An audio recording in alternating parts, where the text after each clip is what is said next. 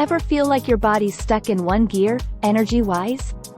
Let's chat about metabolic inflexibility. Imagine your body as a hybrid car, sometimes running on gasoline, other times on electric. Ideally, you'd switch between fuels smoothly. That's metabolic flexibility. But what if you can't shift gears? Metabolic inflexibility. When your body struggles to use available energy sources efficiently, you're looking at this pesky issue. Here's what's up. 1. Sugar burner. Often stuck burning carbs and sugars for energy, and flailing when they're low. 2. Fat struggles. Ideally, we'd tap into fat stores when carbs are low, but an inflexible metabolism struggles here. 3. Why it matters.